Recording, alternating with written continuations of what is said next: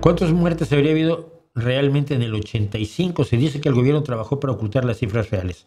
A ver, nunca lo vamos a saber, pero yo estaba en el Socorro del Pino de México en aquel momento. De hecho, dejé el Socorro del Pino de México en aquel momento, precisamente cuando ellos estaban esperando a ver si cuando los llamaban para escalar un edificio, y yo quería hacer otras cosas y me integré a Plaza Cibeles. Pero, según el gobierno mexicano, hubo 12,000 muertos, 12,800. Según los equipos de rescate, hubo alrededor de 80,000. La discrepancia es enorme, pero 30 a 40,000 muertos es muy probable que haya habido.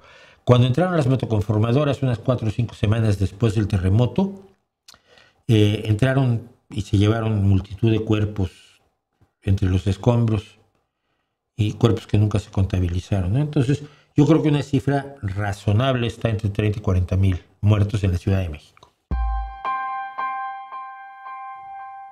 ¿Te tocó recoger cadáveres o partes de cuerpos en el terremoto del 85? No. No, me tocó ver rescates. Mira, donde estaba en la Avenida Juárez,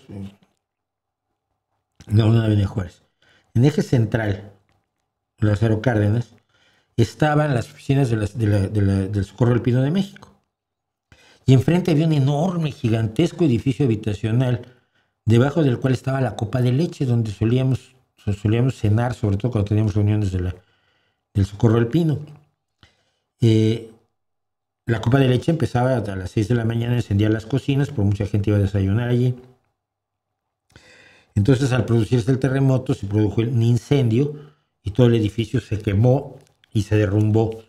Y a mí me tocó verlo porque estábamos reunidos precisamente junto al edificio del Socorro del Pino, los miembros de aquel entonces de la organización.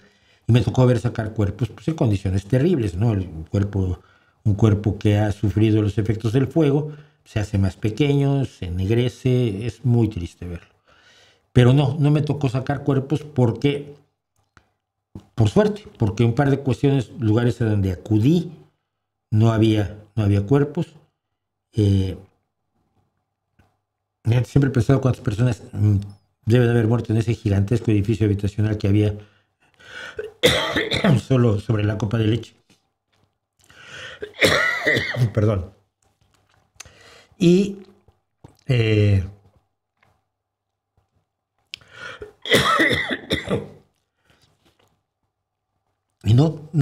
dediqué a recopilar apoyo, alimentos, bebida, ropa. Fue cuando aprendí a tener un respeto enorme a las toallas sanitarias femeninas. Había muchos lugares donde antes que pedirte comida, antes que pedirte ropa, antes que empezaba a hacer frío, no mucho afortunadamente, pero sí una manta venía bien de vez en cuando, antes que nada de eso te pedían toallas sanitarias para las mujeres. Fue cuando comprendí la enorme importancia que tenía eso. Me acuerdo que una gran cantidad de eso la guardamos en una caja de tráiler que nos prestó el Partido Revolucionario de los Trabajadores. Imagínate nada más. La gente de Rosario Ibarra de Piedra tenía una caja de tráiler y nos la prestó para guardar cosas que se mojaran menos de lo que teníamos en las tiendas, ¿no? Entonces, yo me dediqué a recoger cosas, a recoger material, y luego, en los vehículos que teníamos, repartirlo a donde nos lo pedían, ¿no?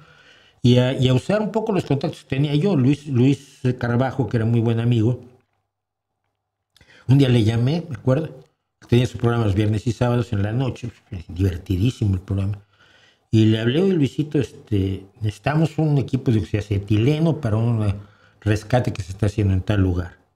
Dije: no jodas, ya me prohibieron que yo hable de estas cosas en el programa. Dije: no, pues ni modo, man. Gracias de todos modos. Dijo: no, mira, me voy a aventar. Ese era Luis Carvajo.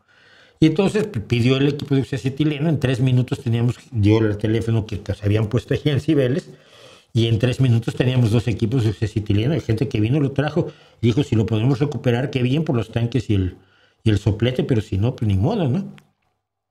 Y yo personalmente llevé ese equipo de oxacetileno a donde se necesitaba. Y mucho tiempo después, en la XQ primero, que estaba yo en Radiópolis, en el Muy Interesante, con Mario Méndez y Mónica Lavín, Pues ahí trabajaba Luisito Carbajo y hablaba yo con él. Oye, muchas gracias, te la jugaste. Sí, sí, me regañaron y todo. Ya, pero allí no sabemos si se salvó alguien o no. No tienes por qué saberlo. Tú tienes que hacer lo correcto nada más, ¿no?